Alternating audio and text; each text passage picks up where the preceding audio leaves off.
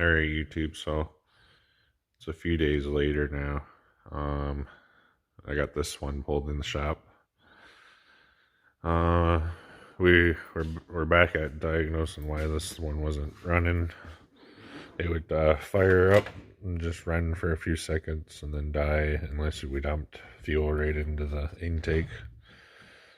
But we've figured it out. I'll show you on the. We're swapping out the whole intake manifold. So what was happening is, for whatever reason, either the manifold or the throttle body was bad, and it was leaking gas out here and over on this side too. So it was causing a vacuum leak and not getting the correct air fuel mixture and making the truck die. So that's would explain why if we dumped fuel into there, it would just keep running. But if you stopped, then it wouldn't run under its own injector pressure or fuel pressure. So I stole this off one of my other motors I got laying around here because I got parts everywhere for these trucks. And it's all cleaned up. I'm just gonna run some water through it and clean out the water ports now. But I don't know, you guys. I'll show you the other truck. I kind of forgot to film, and that's what's left of the other truck. The motor's still in it. Gotta take the tank out, but as you can tell, it's snowy out there. I also picked up a sandblaster the other day for $200. $200 with 2 bags of sand and then 2 sandblaster helmets. But yeah, and like a brand new tip on it. So I'll be using that to sand that frame when it dries up a bit out there again. But today we're going to be working on this one, and I'll be putting the intake manifold back on because a lot of people worked on this truck, and a lot of people have come up short as to why it won't stay running. It went through a lot of hands at the end. It doesn't have this motor was built, and it doesn't have very many kilometers on it. Something malfunctioned and it stopped running, and people would try to fix it and couldn't figure it out. But we're gonna attempt to try to fix it. We believe we've figured out what the issue is. It seems like everyone's went with the easy route and just changed absolutely every electronic on this engine. So all the electronics are brand new, all the sensors and stuff. Newer distributor. Everything's new, so yeah. So right now I'm working on cleaning up these surfaces and cleaning out all that stuff that I got down in there. So then I can mount my new intake manifold. I got the old one down here. That's the old one. I think someone's changed this. They've changed these. I've changed this. I've changed the injectors. And then these are newer too. Someone's replaced those 2 sensors as well. So it's just been I think someone had either got into this a little too much with the grinder, and it just won't seal anymore.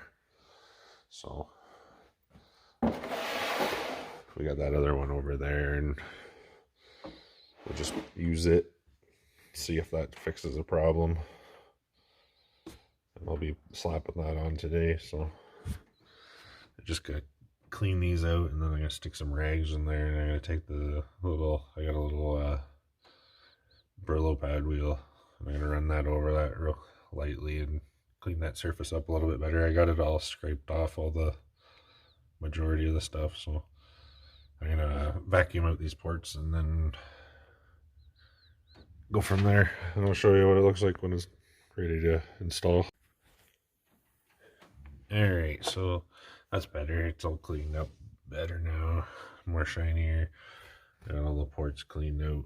I'm just going to clean this mess up down here on top of the rag, and then there's a little bit underneath as well. So get that cleaned up as well, and then we can get started putting the gaskets on and putting this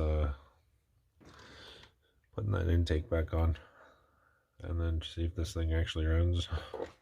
So I'll show you when I get to the next part.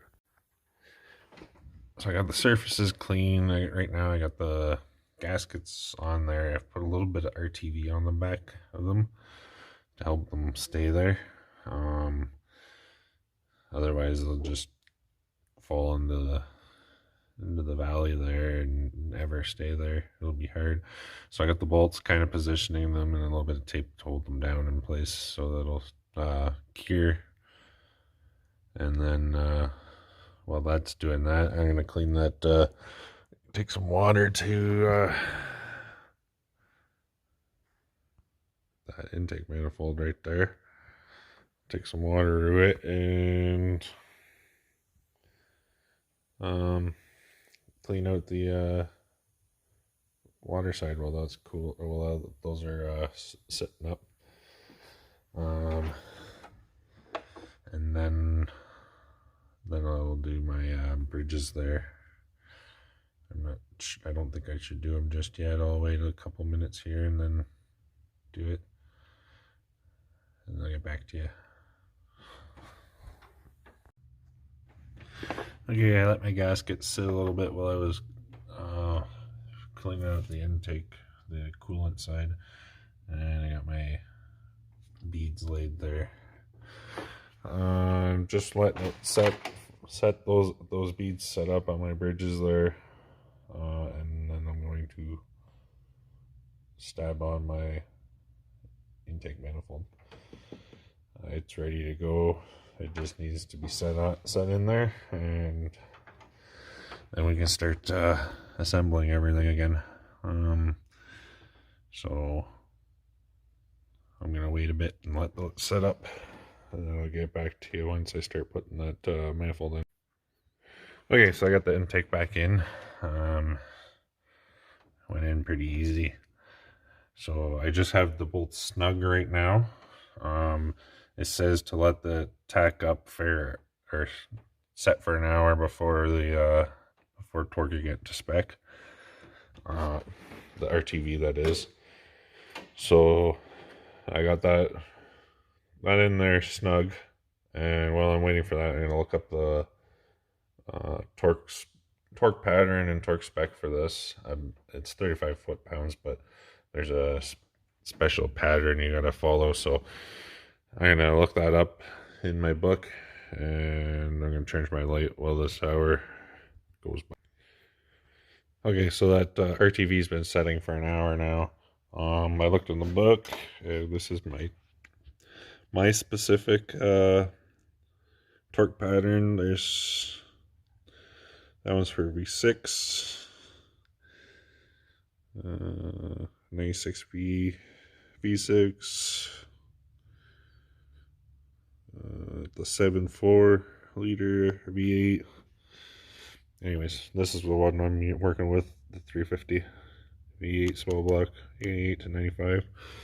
So I'm going to torque those to 35 foot-pounds.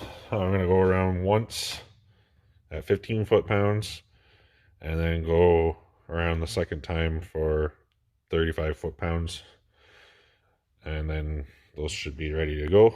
And then I can start installing the rest of the accessories and stuff, and hopefully this thing will run. We'll get to that part in a bit here.